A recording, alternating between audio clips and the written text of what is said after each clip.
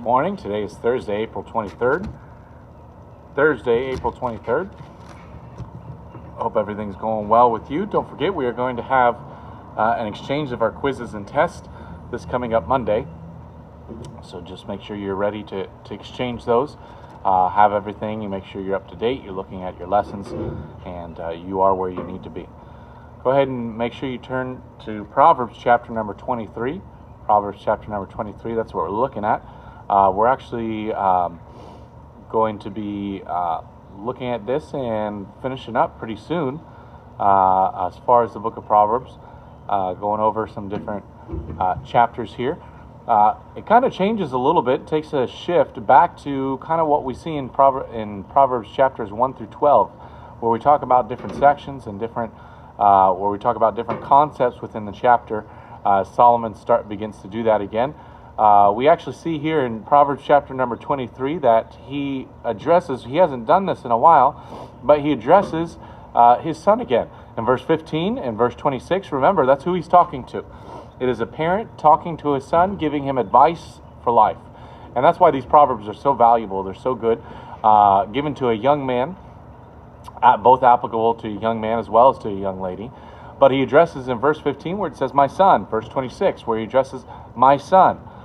We also see a couple different topics talked about. And we're just going to pick out a couple different verses. But I wanted to mention the different topics that are addressed here. If you notice in verses 1 through 8, it talks about how we should conduct ourselves when they're in the presence of the way that it relates it in the presence of a king, a ruler.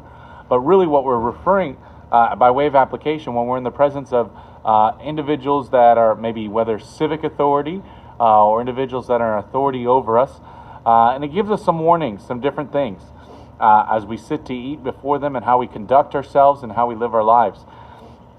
Also, we're not going to address this too much, but verses 27 through 35,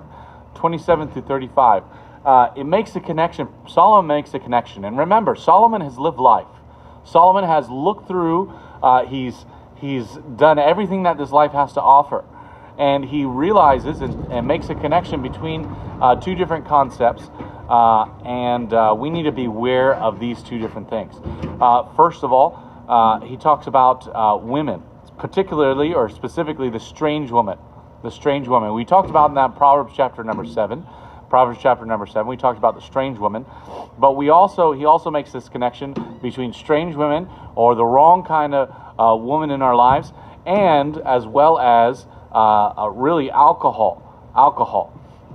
And basically what he's getting at is that when we drink alcohol or when we ingest alcohol, we begin to lose our inhibitions and begin to make decisions and do things that we wouldn't normally do. Let's just look at this really fast. Verse 29 says, who hath woe, who hath sorrow, who hath contentions, who hath babbling, who hath wounds without cause, who hath redness of eyes. Verse 30, they that tarry long at the wine, they that go to seek mixed wine. So notice we have a whole bunch of consequences of individuals who ingest alcohol and as a result really lose the judgments, their normal judgments. And what takes place is these consequences in verse number 29. And notice in verse number 35, after when all the fun is gone, after when everything dies down, they ask themselves a series of other questions. Verse 35, they have stricken me, shalt thou say, and I was not sick. They have beaten me, and I felt it not. When shall I awake? Basically, when am I going to come out of this? I think really what he's referring to is being hungover. When am I going to not feel this way? And notice what he says as a result of him not having control in his life. What it's doing is he says, I will seek it yet again. I mean, I'm just going to do the same thing. People who live in this world, you know what they do? They live for the weekend. And what they'll do is they'll get drunk on Friday night, they'll get drunk or they'll drink and have party on Saturday night. On Sunday, they're hungover, and on Monday, they'll come to work and can't wait to do it all over again. That's what happens. That's what takes place. That's why it means I will seek it yet again. And really what this chapter is about, if we were to summarize one specific topic about this chapter, especially in verses 1 through 8, and as we look at the latter part, 27 through 35, is self-control, self-discipline. We're going to talk about that specifically in one of the verses, but that's really, if we had kind of pick one topic about this, is self-control and self-discipline. I think this is a very valuable topic because, honestly, for the past 3 weeks, you've had to see if you have self-control or discipline in your own personal life. If you remember, before we left because of the coronavirus, we talked about that term discipline. Discipline, where what it refers to is, remember, the root word that we found in it, what was the word in it? It was disciple, a follower, someone who is disciplined, someone who is a disciple, and specifically what we should be disciples or followers of Jesus Christ, followers of this book. Let's go ahead and look at some of these different verses that are going to help us as far as this discipline. I think it's worth noting that verse number 10 is repeated from verse number 10 is repeated from chapter number 22. If you remember chapter 22, verse 28, remove not the ancient landmark. And notice what it says in verse number 10, remove not the old landmark, and enter not into the fields of the fatherless. What the Bible is saying here is that when you remove, when you get rid of, when you neglect, when you don't listen to, when you don't keep those truths and those things that your parents have taught you, those in authority have taught you, what you're doing is you're saying, I no longer want to be a child of this individual. I no longer want to follow this individual. It says, you will enter not into the fields of the fatherless. You don't want to go in there. You don't want to be a part of that. You don't want to be a place where you say, I have no father. That's a very sad place. And honestly, that's an individual who doesn't have discipline in their lives. Notice verse number 12. Apply thine heart into instruction, and thine ears to the words of knowledge. Remember, notice Solomon is saying, hey, I want you to do this. This is an imperative statement, meaning what is the subject of it? You are the subject. You is the subject. Apply thine heart unto instruction, and thy ears to the words of knowledge. Or again, we're listening.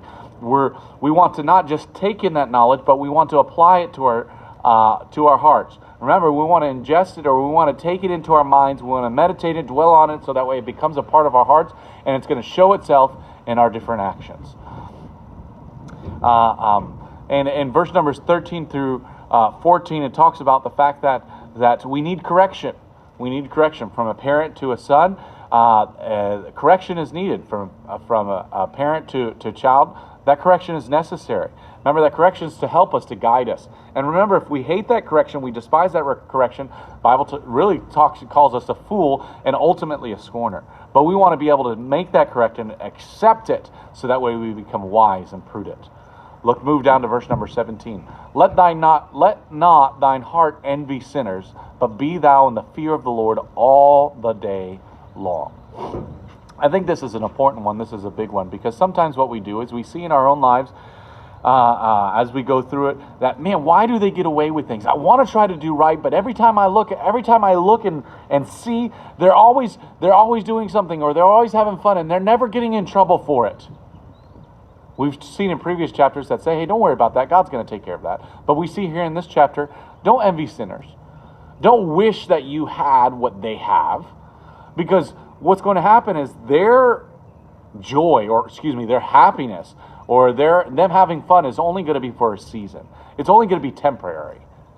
What's going to do is ultimately they're going to live the consequences of their actions, and they're going to wish that they had listened to instruction. It says, let not thine heart envy sinners, but be thou in the fear of the Lord. You want to make sure that you have a reverential fear, a respect, where you're listening to, where you're heeding what the Word of God has to say. And it says all the day long. All the day long. Want to make sure that we're doing that. Verse number 21 also talks about self-control. By way of application, we're going to look at it. It says, for the drunkard and the glutton shall come to poverty, and drowsiness shall clothe a man with rags. Now we're looking here. I would imagine that if the individuals that I'm talking to are not drunkards, I would imagine most likely they're not gluttons. Okay, what is a glutton? A drunkard is someone who basically incessantly drinks, someone who's constantly under the influence of alcohol. A glutton is someone who eats and eats and eats and eats and eats and eats, and really, even when he's full, he continues to eat. Now, this is different than a young person, than a teenager, because a teenager eats and eats and eats and eats and eats, and what takes place, he's never full. So that's not what we're talking about. That's not what we're referring to. We're talking about a glutton who eats, and he eats just simply for the pleasure of it. These two individuals that we're referring to is kind of the summation of the chapter. They're individuals that do not practice self-control. They don't have discipline over their lives. They cannot control themselves. They are bound by their desires. They're driven by their desires, and they have no control over their own bodies. That's what a drunkard is. That's what a glutton is. Now, you might think, well, I'm not a drunkard. Well, I'm not a glutton. You're probably right. I would like to think that you're not a drunkard or a glutton, but here's the facts, or not the facts. Here are some things possibilities for you to think about. Are there different things, strong desires that you have in your own life?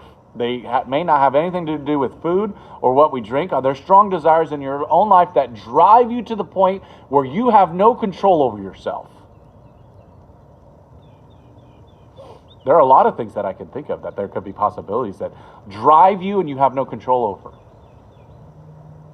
A lot of different things. Make sure that we have control over our own bodies, that we are in charge of, that we're good stewards of what God has given us. Let's continue. Verse number 26. Verse number 26, it says, "My son, give me thine heart, and let thine eyes observe my ways." I think that's important, because here's the thing. The heart is the seat of who we are. Our heart is who we talk to when we talk to ourselves.